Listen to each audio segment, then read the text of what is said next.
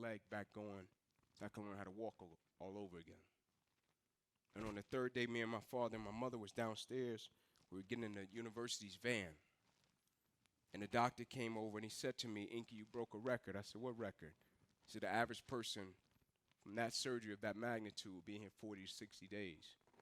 He said, you left on the third day. I was like, man, no disrespect. I didn't know I was supposed to accommodate y'all limitations. I didn't know y'all said 40 to 60. I was just supposed to chill and say 40 to 60.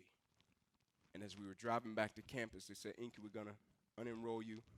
I'm going to send you back to Atlanta. Let you take a break. I said, something traumatic has happened to you. I said, nah, man, I'm not going home.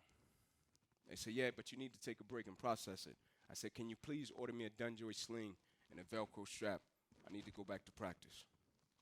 They said, yeah, ain't something traumatic. You just need to. I said, I'm not going home. I said, I'm going back to practice with my teammates. I said, I'm going to go back to class this week. I'm going to go to disability services this week.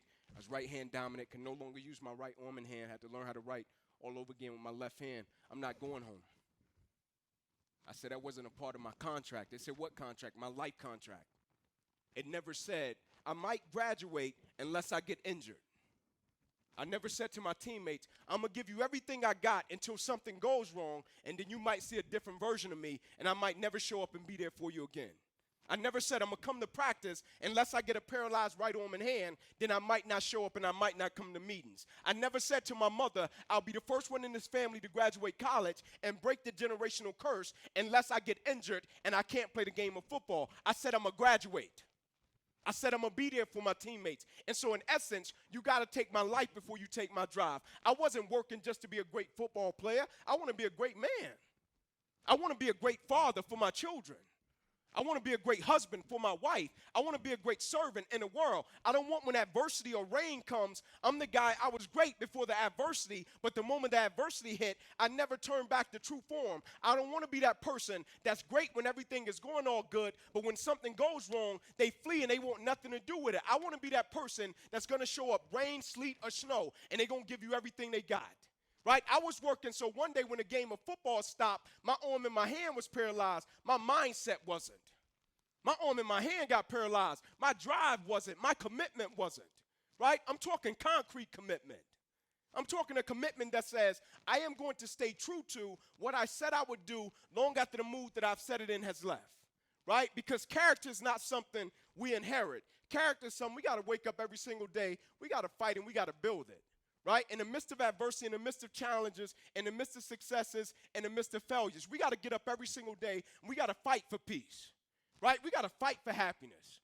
We got to fight for joy. Like I told a guy, I said, you think life just going to make it, give you happiness on a platter and say, I heard you wanted to be happy. Here you go, FedEx package overnight. No. We got to get up. We got to fight for that. Right? We got to fight for joy. We got to fight for peace. Right? The worst thing in the world is when you see somebody that's amazing, like talented, skill set out of this world, and they don't have any passion. Life has robbed them. Right? They're a walking zombie. Right? They're just a shell. They get up, they go to work, they do what they do, they come back home, wake up the next day, repeat, do it all over again. Like I asked the guy once, I said, man, what do you love about what you do? He said, well, I go to work, I make my money, I come home, put food on the table, roof over my family's head. I said, that's great, that's awesome, man. I said, but if there's one thing you can point to and say, I love it. He said, nothing, man. I go to work, I make my money, do what I do. I said, it's great. I said, but man, that sounds painful. I said, when you think about the average life expectancy is 77. Average person retires around 67. So the average person works somewhere around 50 years to be free for 11. That's a raw deal. Right? Like it means nothing. I just want one thing from people. Right? I'm not one of these guys that travel around the world and try to tell people how to do what they do. I wouldn't disrespect you in that way. But I do understand this about life. People don't burn out because of what they do.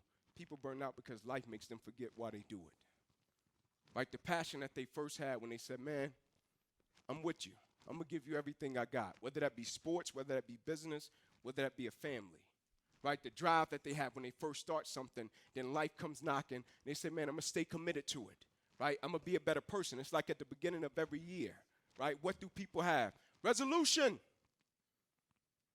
Then late February, you see them with the cupcakes. Right? And you're like, man, what happened to that resolution? They're like, man, bump that. It's not that deep. Right? I just want people to never allow life to make them forget why they do what they do. Right? To never allow life to rob you of your passion. To never allow life to rob you of your joy, your peace, your happiness. Not only do you owe it to yourself, you owe it to those that you're connected to. Smash that like button if you haven't done that already. Make sure to always do that. Just destroy the like button. There we go.